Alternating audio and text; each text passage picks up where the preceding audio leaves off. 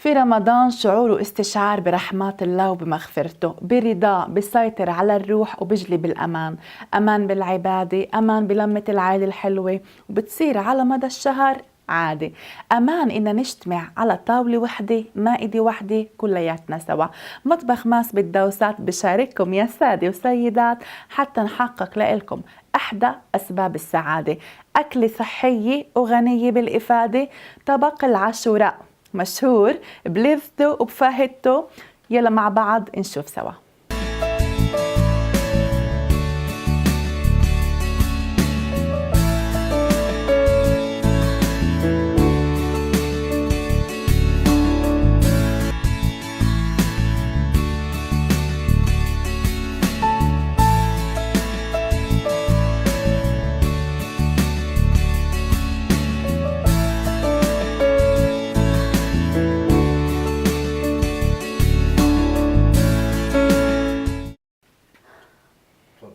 منهم من قال إنه اسم الطبق برجع ليوم عاشوراء، فيتم تحضيره بيوم عاشوراء اعتباره طبق مفيد ولذيذ بعد الصيام. وفي تركيا برجع اسم عاشوراء لأنه بيحتوي على ما يقارب 10 مكونات مفيدة. كعادتنا من مطبخ ماس بالدوسات بنهديكم الأطباق وبنضفي عليها البصمات بمذاق مفيد صحي كإحدى الحلويات. بنتذوق طعم التراث ومذاق العراقة بمثل هاي الوصفات.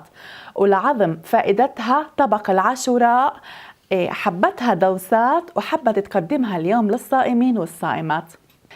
من ايش بتتكون العاشوراء؟ بتتكون العاشوراء من اصناف مختلفة من الحبوب والمكسرات مخلوطة مع الحنطة وبضاف لها بعض الاضافات بتختلف من بلد لبلد وبتتراوح بين الفاكهة المجففة، جوز الهند او الليمون وحبات الرمان، بتختلف من شخص لشخص طبعا حسب الذوق والطعم.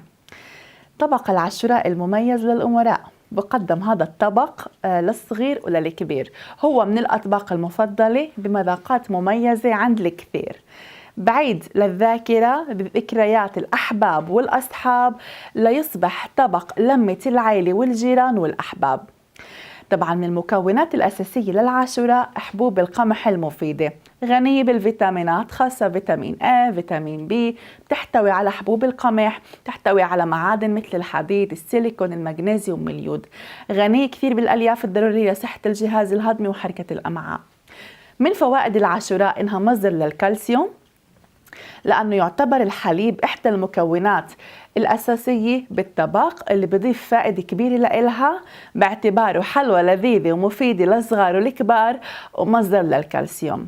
يعتبر طبق العاشوراء لوحة فنية مزخرفة لأنه مليان بالمواد الغنية الصحية المهفهفة، نقرشات مميزة بالفوائد وممزوجة باللوز والجوز والفستق اللي مليانة أحماض دهنية غير مشبعة مفيدة جدا لصحة القلب. الرمان إضافة بتعطي الطبق منظر رائع وفائدة كبيرة.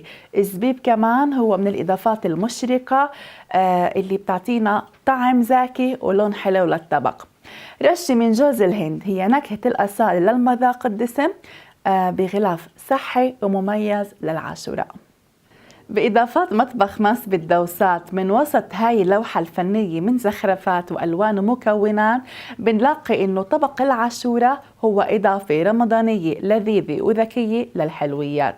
دمتم سالمين بالصحة منعمين ومن فوائد مطبخ ماس بس مستفيدين.